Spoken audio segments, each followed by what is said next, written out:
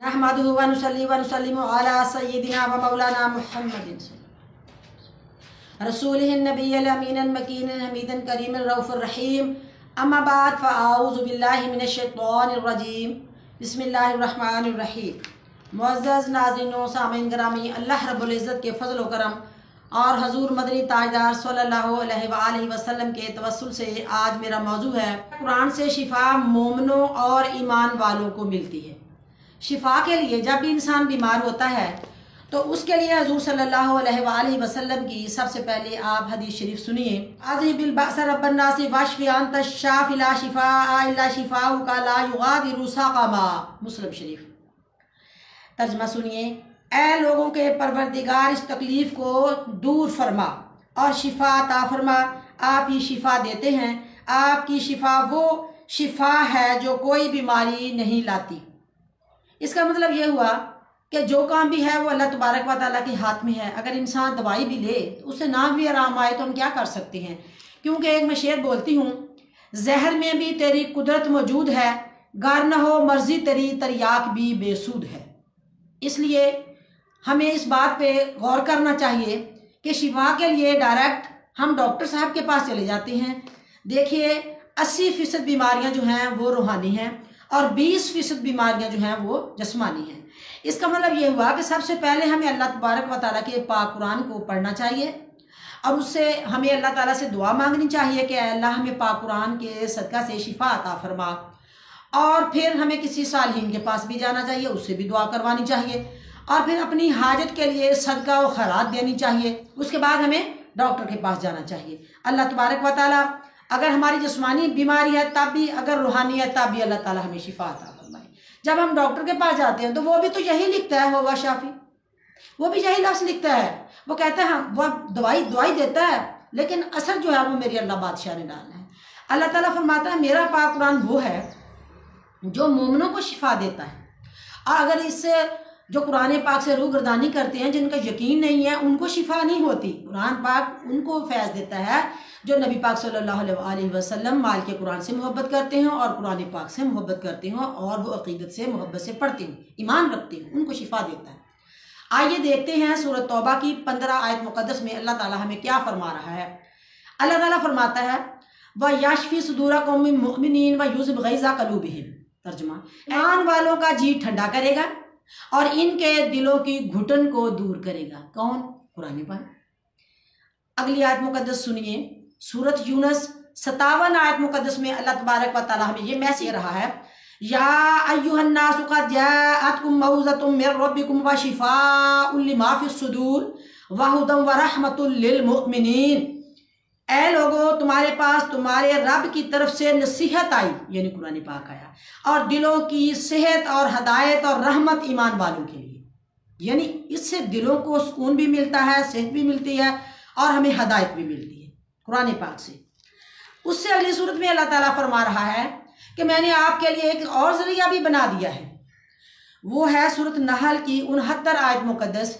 उसमें अल्लाह ताला फरमा रहा है, यख़रुजु मिन बतूनिहा शराबुन मुख्तलिफुन अलवानुहु फ़ीही शिफ़ाउन लिन्नास। इसके पेड़ से एक पीने की चीज़ रंग बिरंगी निकलती है जिसमें लोगों की तंदुरुस्ती है।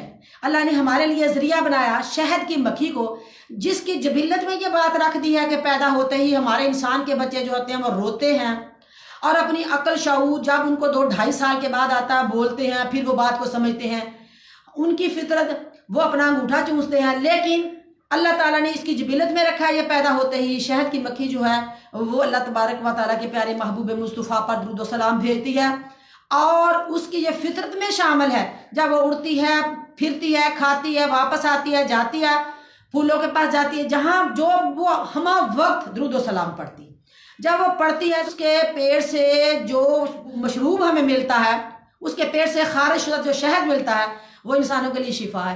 वो किस लिए कि वो नबी पाक सल्लल्लाहु अलैहि वसल्लम माल के कुरान को दुरूद व सलाम भेजती रहती है। अल्लाह ताला ने उसमें शिफा रखी।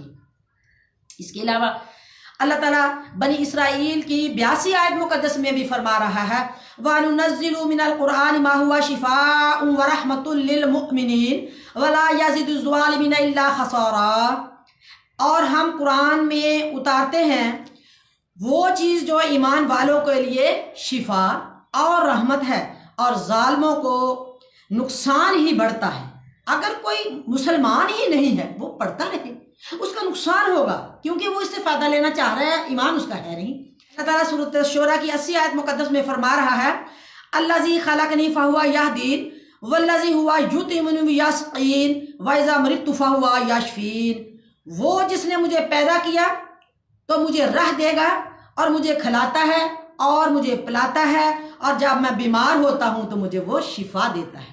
यानी हमारे खाना, हम लस्सी पिए, रोटी खाएं, दूध पिए, कोई चीज़ भी खाएं, वो चाहे तो उसमें शिफा डाले, ना चाहे तो उसमें शिफा नहीं हो सकती। ये सब अल्लाह तबारक व तआला की प्यारी ज़ात का काम है, वो अल्लाह ताला हमें इसमें फैज़ देता है।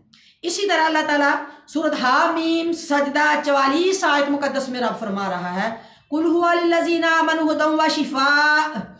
तुम फरमाओ वो ईमान वालों के लिए हदायत और शिफा है। तो इसलिए हमें जब भी हम परेशान हों, बीमार हों, हमारी तबीयत पे कोई असर हो, सबसे पहले हमें अपने पाक कुरान को अपने हाथ में थमाना चाहिए, अपने दिलों में उतारना चाहिए, मोहब्बत से साफ सुथरा पढ़ना चाहिए। ये देखिए अल्लाह तबारक व तआला के बड़े लोग लिख कर चले गए हैं, खाक में भी अक्सीर के जौहर दिखा देता है तू, हम दवा देते हैं शिफा देता है तू। डॉक्टर भी तो यही कह रही हैं, शिफा अल्लाह ताला के हाथ में है। जिस इंसान को अल्लाह और उसके रसूल से मोहब्बत नहीं, कुरान पाक उसे फैज़ नहीं देगा। अल्लाह तबारक व तआला हमें तंदुरुस्ती और सेहत कामला आज़ा अता फरमाए, और हमें कुरान से फैज़ लेने की तौफीक अता फरमाए। अल्लाह हमें ईमान की पुख्तगी नसीब फरमाए। इसीलिए हम अपने प्यार नबी पाक सल्लल्लाहु अलैहि वसल्लम के कुरान पाक को पकड़ते हैं कि अल्लाह ताला हमारी दुनिया भी और आखिरत भी संवार दे। और ये देखिए, ये जो मैंने आयात मुकद्दस बोली हैं, इसको अगर हम किसी बीमार के पास पढ़ लें, ये 3 दफ़ा अलहम्दु शरीफ पढ़े, और फिर यही आयात मुकद्दस जिसके मैंने हवालाजात भी दे दिए हैं, बस इनको पढ़ लो और दुरूद व सलाम अव्वल व आखिर पढ़ लो। उसके बाद पानी पे फूंक लगा लो, मरीज को देते जाओ, मरीज सेहत याफ्ता हो जाएगा और खुद भी पीलो सेहत याफ्ता हो जाओगे, और हमेशा मामूल होगा। तो इंशाअल्लाह ताला बाफज़ल खुदा घर में कोई भी बीमारी जिस्मानी और रूहानी नहीं आएगी। व आखिरु दावाना अनिल हम्दुलिल्लाहि रब्बिल आलमीन व मा अलैना इल्लल